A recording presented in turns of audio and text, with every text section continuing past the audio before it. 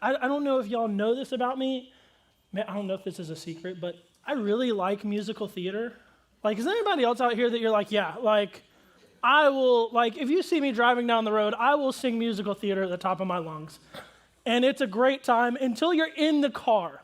It's great when you're outside the car. When you're in the car listening to me sing, probably not the best. But I love musical theater. I love getting to actually go and see shows. I haven't been able to ever go to New York because that's expensive.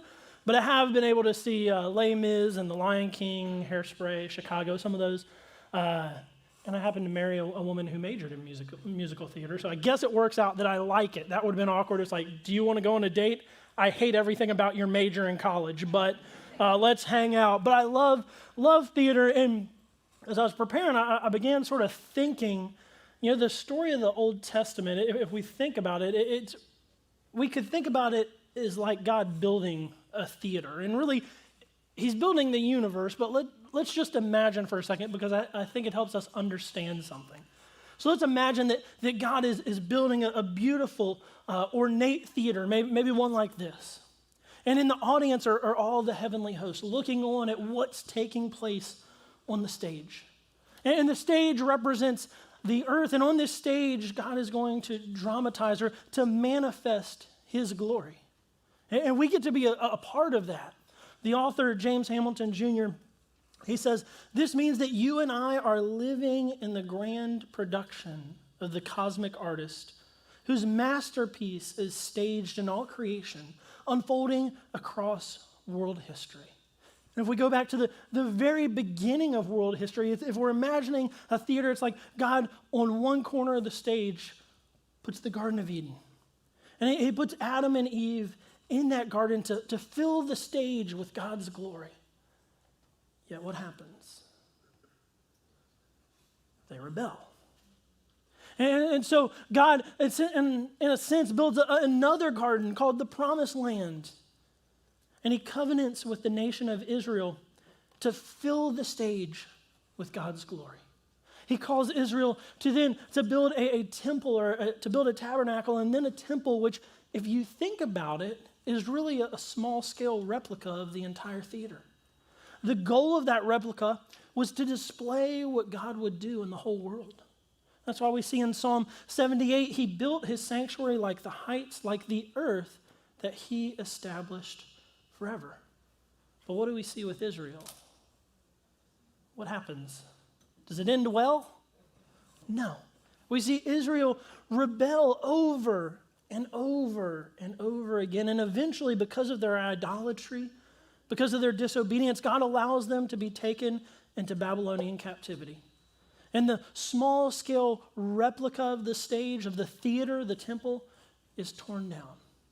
And that's where we get to Ezra and Nehemiah, which if you read the original manuscripts, Ezra and Nehemiah were actually one book. It's one book in the ancient manuscripts, and today we're going to revisit a few thoughts and ideas from Ezra and Nehemiah in an effort to prepare our hearts and minds for a new season for our church. A season that, in a sense, begins tonight at 5 p.m. As Ephraim was mentioning, we've got a business meeting at 5 p.m. I encourage you to come be a part of that. About a year and some change ago, our discovery team presented, this is where we feel God is calling us as a church. And we had an opportunity as a congregation to put our yes on the table and say, yes, that's where we're going. And two of those things was the renaming and rebranding of the church, and another one was rewriting the bylaws. And so tonight, those two teams are going to present what you have commissioned them to do. So be faithful to come back at 5 o'clock and be a part of that. I know it's at dinner time. We're going to have food, finger food, so you can come for the food and stay for the business meeting. That's fine. But come be a part of that because it's an exciting time. And those teams have been working for over a year, and they're excited to present to you what God has laid on their heart. So back to the book of Ezra. We look at Ezra and we see that, remember, the Israelites were in Babylonian captivity. The temple has been torn down. And King Cyrus, he allows a guy by the name of Zerubbabel. Everyone say Zerubbabel. There you go. I just want to make sure y'all were awake. He sends him to rebuild the altar in the temple. And so he does. He goes back. He rebuilds the altar. He rebuilds the temple. And hopes are high that maybe this is it. We're going to get it together. And what happens? they fail again. And so 60 years pass, and then in chapters 7 through 10 of Ezra, we see the king sends Ezra, he was a Torah scholar, he was a teacher. And the king of Babylon allows him to go to Israel to lead spiritual and social renewal. And so we see this spiritual and social renewal take place in Israel, and their hopes are high again. Yet what happens? Yet they fail again. Another 70 years pass, and then King Artaxerxes allows someone by the name of Nehemiah to go rebuild the city walls. And we've gone through the book of Nehemiah before about a year and a half ago. But I want to just give you an overview of what takes place, and I want to apply it to where we are as a church and give us some hope and excitement for what I think God has in store for our church. So if we look in Nehemiah, first we see a few things. I was supposed to put this up here, but I didn't. So there you go. There's the overview of Nehemiah. There we go. But what we see is Nehemiah, he goes in and he assesses the situation. He looks at what's going on. And in Nehemiah chapter 1, verses 2 and 3, it says this. It says, Hanani, one of my brothers, arrived with men from Judah, and I questioned them about Jerusalem and the Jewish remnant that had survived the exile. So we see Hanani comes and Nehemiah says, what's going on in Jerusalem? Tell me about this. And Hanani tells them about the walls that are completely in ruin. The city is unprotected. What's Nehemiah's response? He's brokenhearted. And we see in verse 4 that Nehemiah is brokenhearted about the state of Israel's walls. And so he prays and seeks to discern God's call. Verse 4, it says, when I heard these words, I sat down and wept. I mourned for a number of days, fasting and praying before the God of the heavens. And you want to know what Nehemiah does? He fasts, he prays not for a day, not for 2 days, not for a week, for 4 months. If you go forward in the text, it's about 4 months that he takes to pray and say, God, what are you calling me to do about this? And then we see that Nehemiah makes a plan. He makes a plan to ask King Artaxerxes for permission to do something about this. He spent time, God has clearly said, this is what I'm calling you to do. And he says, okay, now it's time to go. It's time to do what God has called me to do. And we see in Nehemiah 2:1, during the month of Nisan, in the 20th year of King Artaxerxes, when wine was set before him, I took the wine and gave it to the king. I had never been sad in his presence. You see, Nehemiah is the cupbearer, so he takes the wine to the king, and he's decidedly sad, and the king can tell, which would be taking his life into his hand to go before the king in this state of sorrow. But he goes before the king, and the king says, what's wrong? And he explains to the king that the walls of Israel had been torn down. And so with Artaxerxes' blessing, Nehemiah travels to Israel, and he begins to implement the plan that God has laid on his heart. And in verse 17 of chapter 2, it says, so I said to them, you see the trouble we are in. And notice, he doesn't say, hey, see the trouble you're in, see the trouble I'm in. He says, no, see the trouble that we as a nation are in. Jerusalem lies in ruins. Its gates have been burned. Come, let's rebuild Jerusalem's wall so that we will no longer be a disgrace. I told them how the gracious hand of my God had been on me and what the king had said to me. And they said, let's start rebuilding. I love this last part here. It says, and their hands were strengthened to do this good work. God is the one who gives them the strength to implement the plan that he's given them. But it's interesting as you go on and you continue reading throughout the book of Nehemiah, is there's a lot of distractions that Nehemiah faces. It's just one after the other after the other. And throughout construction, we see Nehemiah encourage everyone to remain focused. There's internal distractions, there's external distractions, but Nehemiah says, no, we need to remain focused to do what God has called us We see some individuals by the name of Sanballat and Tobiah. Think Tweedledee and Tweedledum. That's sort of these guys that they are threatened by what Nehemiah is doing, so they're going to tear him down in whatever way they possibly can. They begin making threats towards him. We see in one chapter where the nation of Judah just loses heart. They're like, we're never going to get this done. This is impossible to do. How many of you, if God's called you to do something, you're like, that's impossible? Anybody? Yeah, and then God's like, watch me show up. And that's what we see here. We see that lies are spread about Nehemiah, about the nation of Israel. We see attempts to entrap and discredit Nehemiah. And so there's all these distractions. Yet Nehemiah says, no, let's remain faithful to do what God's called us to do. And as a result of that, finally, we see that the walls are completed, and we see this spiritual renewal go throughout the nation of Israel. There's a reading of God's law. Religious festivals are observed. There's a national confession of sin, a vow of faithfulness. And finally, you say, okay, finally, after everything with Zerubbabel, everything with Ezra, now with Nehemiah, finally, this is the turning point. No, it's not. Nehemiah, he goes back to Babylon. He spends some time, and then he comes back, and you want to know what he finds? He finds that the temple that Zerubbabel had built has been neglected. He finds that the Sabbath, which Ezra taught about, was being dishonored. And he found that the very walls that he built were being misused. It is more of a marketplace to sell things on the Sabbath. And so everything that Zerubbabel, Ezra, Nehemiah had done, we see all of a sudden now being undone. And so we look at this sort of overview of the book of Nehemiah. I want us to ask the question now, what can we learn from it? That's a brief overview of many chapters of the Bible. But what can we learn from it? And specifically, what can we learn as we as a church embark on this next stage? And specifically, I want to look at this text and apply it to where we are, to the important issues that we'll be discussing at tonight's business meeting.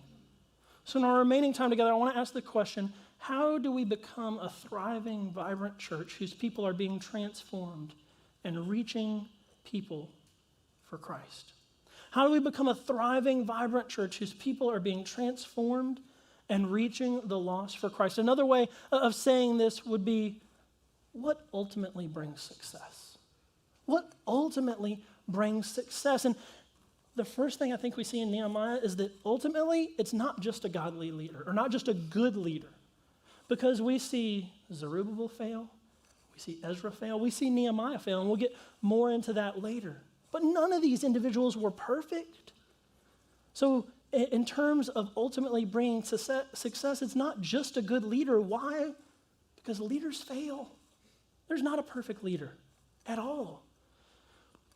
Zerubbabel in Ezra 4:3, it says they're essentially the Israelite grandchildren who hadn't been taken into exile. They offer their help, but Zerubbabel refuses. So these are Israelites who remain living in Israel. They say, how can we help? And Zerubbabel says, no, you can't. And we see Ezra fail. Nehemiah, in Nehemiah 13, it says this, in those days I also saw Jews who had married women from Ashdod, Ammon, and Moab. So that would be worthy of a conversation. Hey, let's talk about this, intermarrying with those who were outside of Israel. But what does Nehemiah do?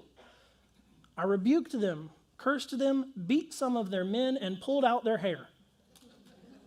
I have spanked my children for this. And this is what Nehemiah does as a response. I pulled out their hair. What? How is that? And a lot of times you'll read the book of Nehemiah, and you'll hear sermons about, we need to be a leader like Nehemiah. I'm like, I don't want to be that leader. I'm pretty sure my mama would drive from Virginia and come whoop my butt if I ever did that. That's not good leadership. And then it finishes as it says, I forced them to take an oath before God. That's the way to do it. Pull out their hair and force them. No, but we see these leaders fail. So in terms of ultimately bringing success, it's not just a good leader that brings success. I mean, we look at the media. How many of y'all have heard names like Mark Driscoll, James McDonald, Josh Harris, Carl Lentz? How many of y'all have heard of one of those guys? These are pastors that sadly, what do these guys have in common? Each of them have had either a major moral failing or completely just walked away from the faith. And these are guys who have preached in front of more people than I could ever hope to. Yet we see massive moral failings. And I know this also from personal experience. When I was in college, I interned at a church for 3 years. In that 3 years, there were 2 youth pastors that I worked under. One of them was fired because he had an inappropriate relationship with his high school sweetheart while he was married with 3 kids. The second one is now in jail because he had an inappropriate relationship with one of the students. And if you actually go back to the Houston Chronicle article that came out in 2019 about sexual abuse in the church, his mugshot's one of the mugshots that's there.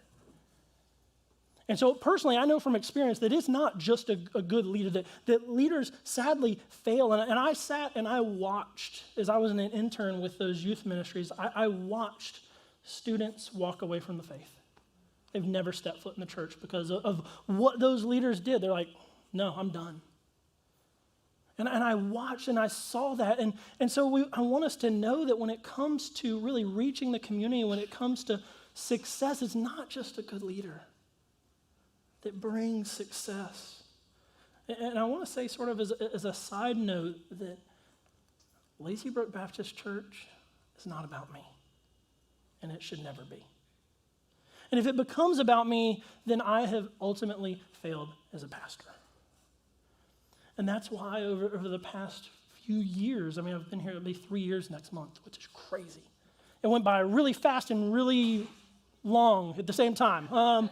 But this is why over the past years, we've enlisted and invited the congregation and various teams to help lead in this process of church revitalization, because I don't ever want Lazy Brook to be known as, oh, that's Zach Brackett's church.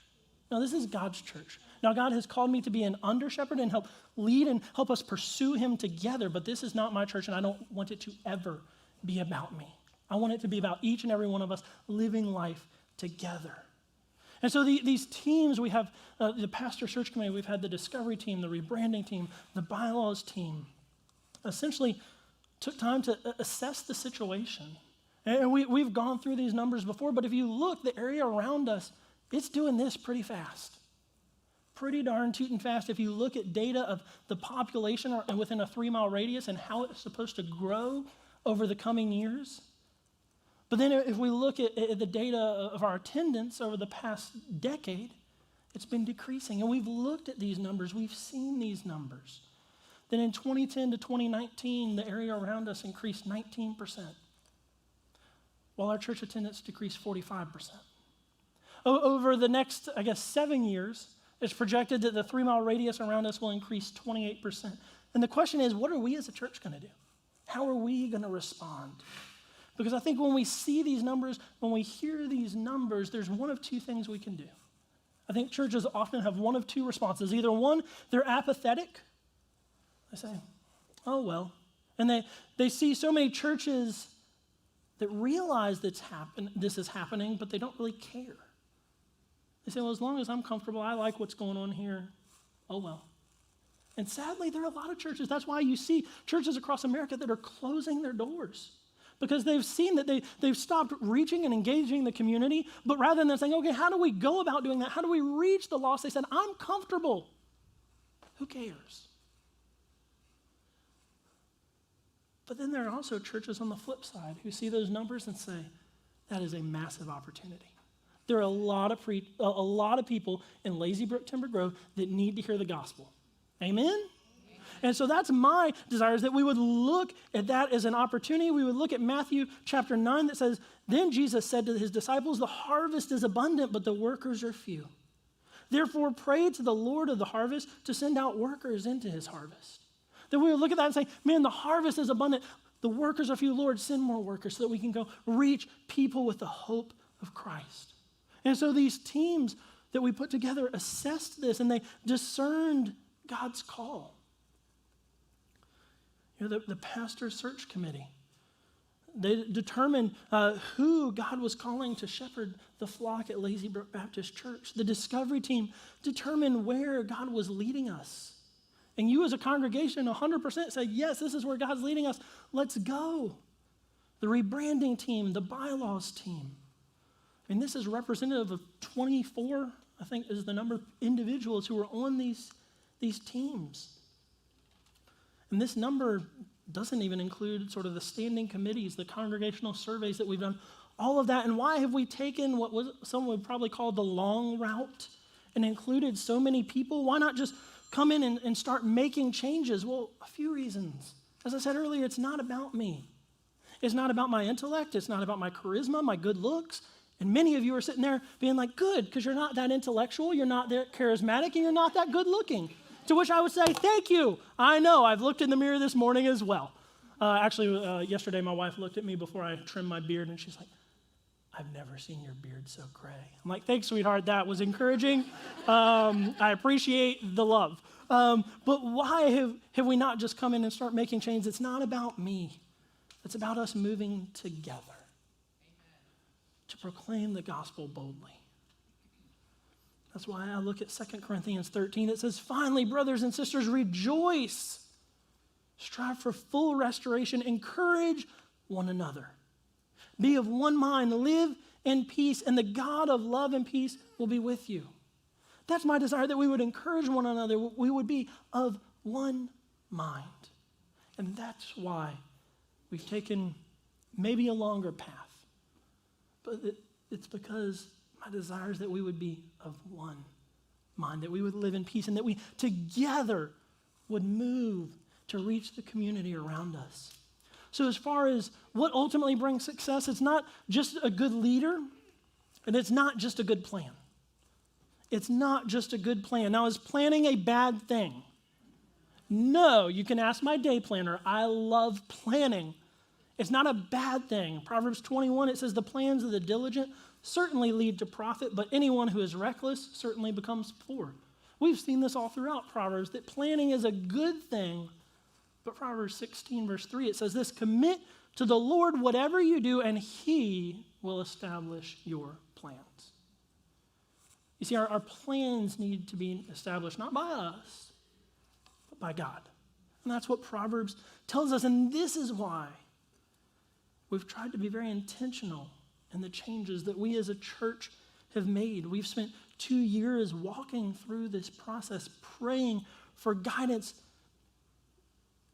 because we're not going to make changes just for the sake of making changes. That's foolish. We want to make changes because God is calling us and leading us to make those changes. If it could be a motto, I think a good motto would be that we want to do things on purpose with purpose. And I know for some of you in this room, you may look back at the past 3 years, and for some, you say, well, there's been too much change already, and some that there hasn't been enough change, or some that say, change has happened too fast, or some that have said change has been too slow. And to all of you, I would say that change is hard no matter how it comes. We want to be intentional with the things that we're doing for the sake of the gospel. And if you think about it, the past 3 years, God has sort of led us through an intentional time of literally and figuratively taking our church down to the studs. If you want to say it that way, if you go in the sanctuary, you'll see plenty of studs. If you're looking at the stage right now, you'll see one stud. Sorry. That was really bad, but it wasn't in my notes. That's just for free. Anyway, but God has led us through an intentional time of sort of taking us down to the studs and letting us examine the core of who we are and asking him, saying, God, who do you want us to be? Not who do I want Lazy Brook Baptist Church to be? But God, who do you want Lazy Brook Baptist Church to be? And now we get to the exciting part. The deconstruction phase, that's not fun. Would any of you be like, that sounds delightful? No, it's not fun. But now we get to enter the exciting part, the rebuilding phase. And I don't know about you, but my prayer is I want God to be as much in control of the rebuilding process as he was in the deconstruction phase. Amen. I want God to be as in control of the rebuilding, saying, God, not our will, but yours. And so we need to have a plan and follow it with energy and excitement, but at the end of the day, we need to understand that the plan doesn't guarantee success. say, so what does? What does? I think we see that ultimately success comes from humble hearts submitting to God's leadership and God's plan. Success comes from humble hearts submitting to God's leadership and God's plan. If we go back to the nation of Israel, what is the ongoing problem that we see? Time and time again, they what? Yeah, they rebel, they fail over and over. And a lot of times we read the Old Testament and we look at Israel and be like, goodness gracious, how could you mess up over and over and over again? But we probably should look in the mirror too and say, oh wait, I do the same thing. But really what we see the nation of Israel needs and what we need are new hearts, hearts that seek after and follow God. That's what we need. And interestingly enough, that's sort of the story of the gospel, that we were created to worship and obey God. But rather, what do? We failed just like the nation of Israel and said, no, God, not about you, it's about me. And because of that sin, because of that rebellion, we are now separated from God. But God continues to pursue us. He sends Jesus to die on the cross in our place so that we can have a relationship with him again. And he says, I will give you a new heart. That's why we see in Ezekiel, I will give you a new heart and put a new spirit within you. I will remove your heart of stone and give you a heart of flesh. See, Israel needed a new heart. Jesus is the one who promises a new heart. But we often struggle to submit to leadership, don't we? Even God's. Because our culture, how many of you have noticed that our culture is rather skeptical? Am I the only one that's noticed that? Like, we're skeptical of everything. Every leader, every politician, every advertisement, everything we come across strengthens our healthy dose of skepticism. And we need to make sure that we don't allow that hardness to invade the church. It's not that we don't use discernment or ask questions, but we should look for and recognize the best in one another and humbly open our hearts to hear what God has for us, daring to genuinely ask him to transform us the way he wants, as only he can change hearts. See, a lot of times when it comes to our walk with God, we like to sort of live like this. We have closed hands. Imagine if I had a dollar bill and I just put it in my hand. I'm going to hold on to that for all I can. But what happens if you're holding on to that and someone wants to hand you, hey, I'm going to give you a $100 bill? What do you have to do? You got to open your hand, right? To receive that. And oftentimes we're so busy holding on to the things that we want. And God says, I want to give you so much more. And I'm not saying that in a prosperity gospel sense, but God's saying, I want to do so much more through you, so much more through your church. But we're like, no. This is mine and I'm going to hold on to it as tightly as I can. When what we need to do is say, God, it's yours. Help me open my hands. Help me give it to you. And I know that you want to do great things. I believe God wants to do great things through Lazy Brook Baptist Church. But the question is, are we going to hold on to what we want, or are we going to say, God, no, whatever you want. Your will be done, not mine. And my prayer is that we would continue this church revitalization process with open hands. Saying, God, please, on this corner of the stage, in the garden that is Houston, Texas, manifest your glory through our church. Now, I want us to pause for a second. And I want us to say, okay, how do we practically apply this?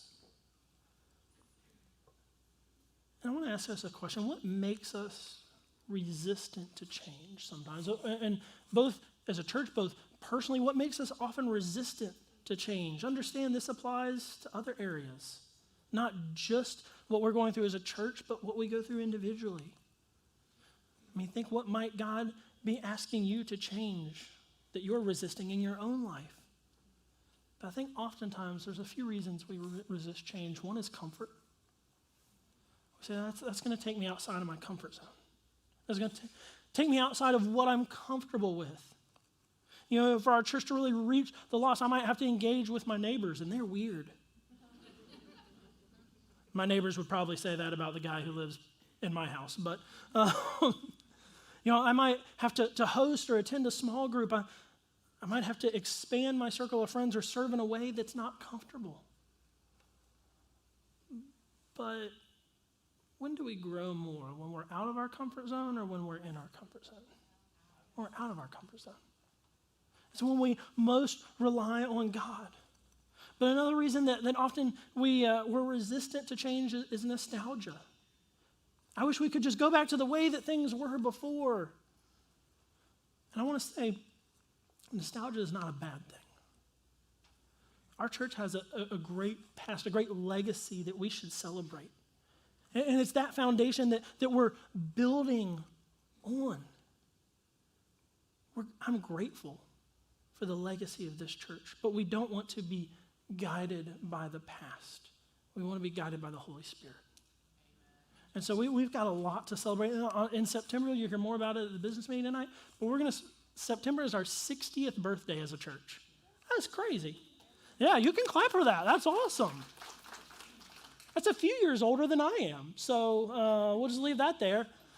But yeah, our 60th birthday. And so in September, we're going to do a number of things to celebrate that because we should. There's a legacy that we are continuing, and that's my desire for us as a church as we seek to reach our neighborhood, that we would be faithful to the legacy that God's given us, that we would be faithful to sacrifice everything to reach the lost because that's the legacy that we have, and we should celebrate that. But what we don't want to do is live in the past. We want to live in the present and say, Holy Spirit, where are you leading us? Another thing that often can make us resistant to change is that we're overextended. We say, I'm already overextended, and that might just add more to my place or more to my plate. But if we think about it, rarely do we grow unless we're stretched. The stretching is what brings dependence on God.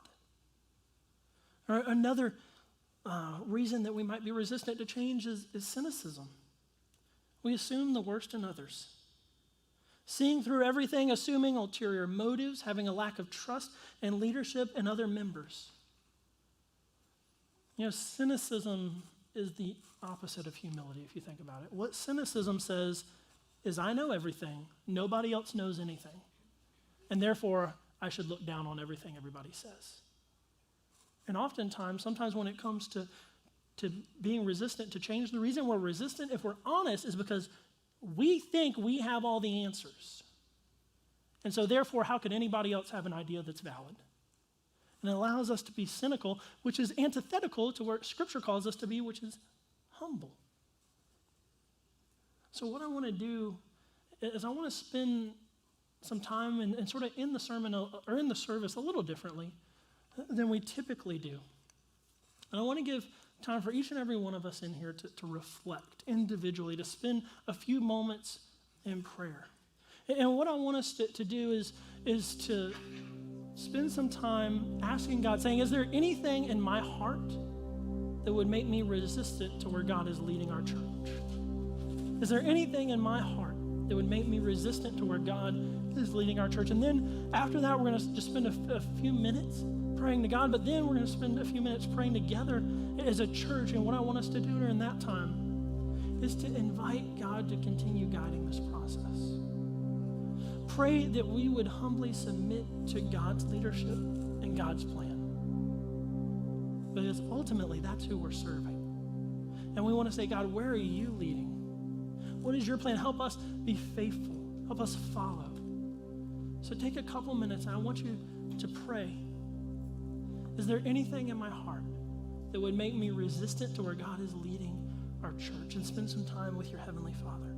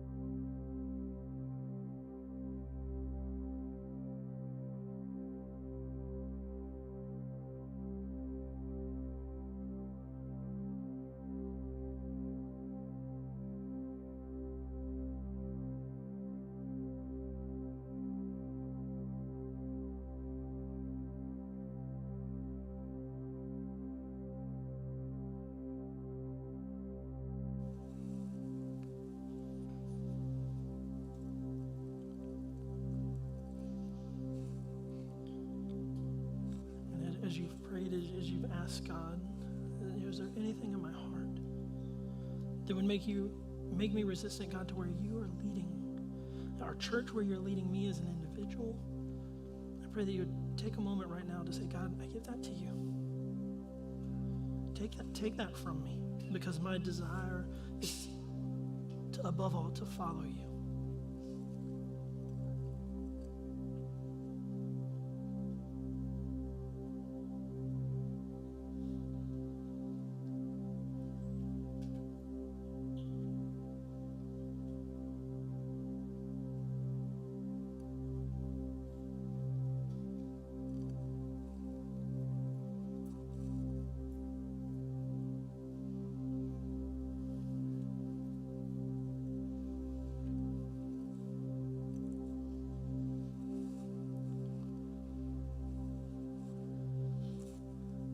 Us to do is I want us to take a minute to just get in groups of people around you. You can get together, and I want us to pray together. Pray specifically and invite God to continue guiding this renewal, this revitalization process. And pray specifically that we would humbly submit, not to our will, but to God's leadership and to God's plan for Lazy Brook Baptist Church. And so take a couple minutes, you can get in groups 2, 3, 4, I don't care. But get in groups and spend some time praying together out loud. And then I'll close us.